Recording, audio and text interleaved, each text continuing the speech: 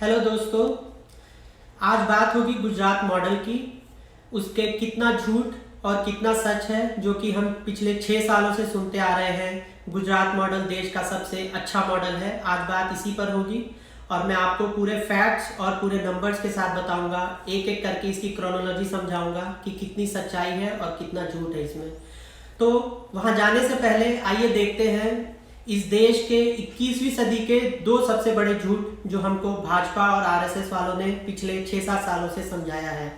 तो पहला ये है, लोगों को पूरा बताया गया कि 2G स्कैम जो है वो देश का सबसे बड़ा स्कैम है, जिसकी वजह से कांग्रेस सरकार को पूरे तरीके से गिराया गया प्लान बना के।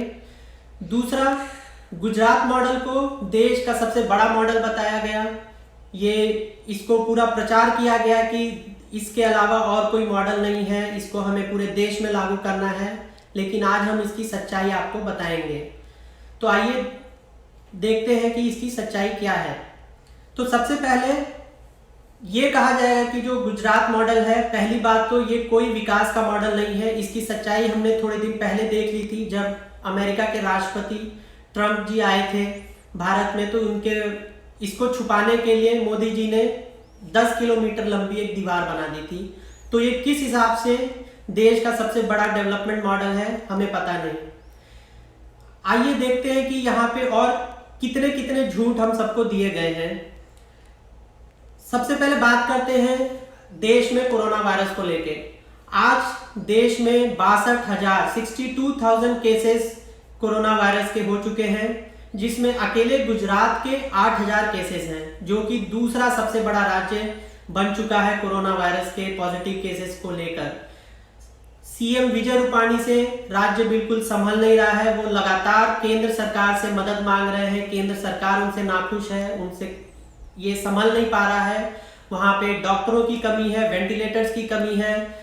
लगातार एम्स के डॉक्टर वहां जा रहे हैं, वहां के लोकल डॉक्टरों को समझाया जा रहा है, उनको गाइडेंस दी जा रही है कि कैसे इससे निपटा जा सके।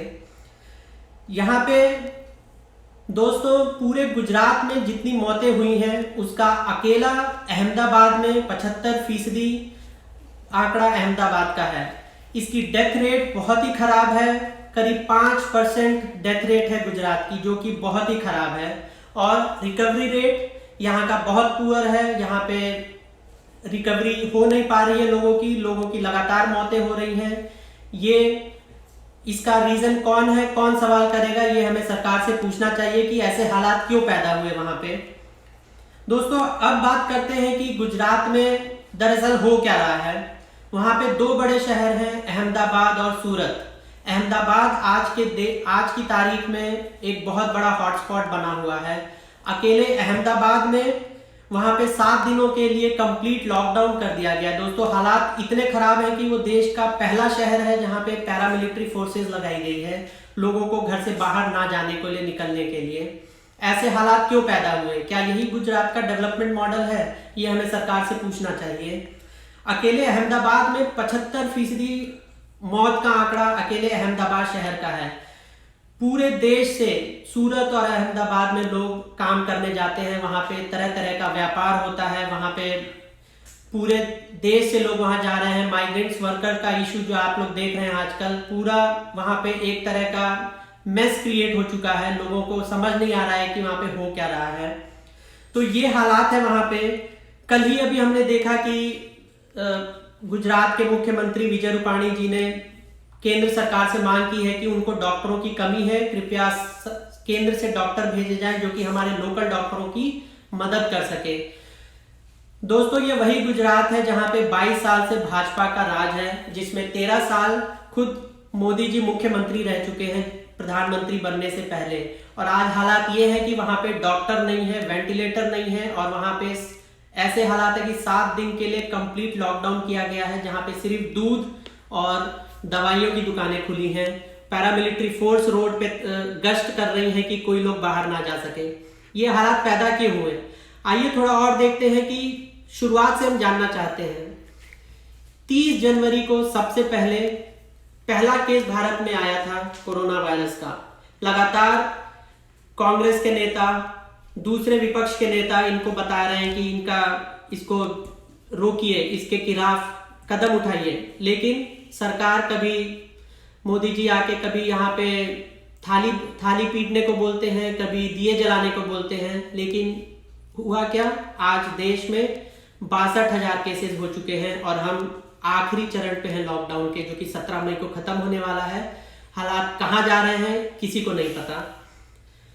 12 फरवरी को दोस्तों राहुल गांधी जी ने सबसे पहले ट्वीट करके बताया था कि हालात बहुत खराब हैं, इकोनॉमी की स्थिति खराब होने वाली है, कोरोना वायरस के चलते ज़्यादा से ज़्यादा हमें प्रिकॉशन लेने की ज़रूरत है। लेकिन उस समय उनको सुनी नहीं गई, उनके सुझाव को दरकिनार किया गया।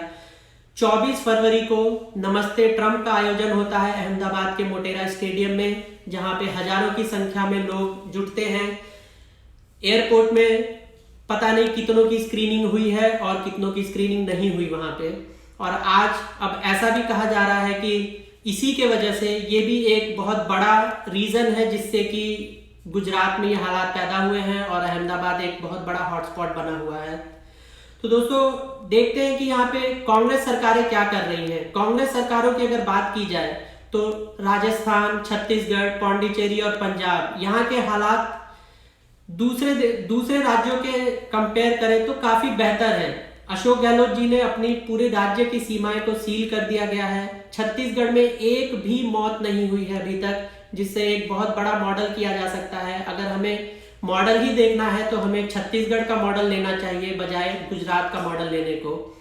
तो भाजपा सरकार को सीखना चाहिए राज्य सरकारों से कैसे इससे मुकाबला किया जाए, माइग्रेंट्स का इशू कैसे सिचुएशन किया जाए। जब भाजपा को यहाँ पे माइग्रेंट्स के लिए सोचना चाहिए था, तब इन लोगों ने मध्य प्रदेश में विधायक खरीद रहे थे, मध्य प्रदेश की सरकार गिराने के लिए बिजी से। जब राहुल गांधी जी इनको सुझाव दे रहे थे फरवरी महीने में, लगातार वो ट्वीट कर रहे हैं कि ये ऐसी सिचुएशन हो रही है, तब मध्य प्रदेश में सरकार गिराई जा रही थी। जब पीपीई किट्स खरीदे जाने थे तब मध्य प्रदेश में विधायक खरीदे जा रहे थे दोस्तों। तो ये हालात हैं। आप भी सोचिए, क्या यही गुजरात मॉडल ऑफ डेवलपमेंट है? मेरे हिसाब से ये एक गुजरात मॉडल ऑफ डिवास्टेशन है, ये एक विनाश का मॉडल है दोस्तों। कांग्रेस की सरकारों से इनको सीखना चाहिए।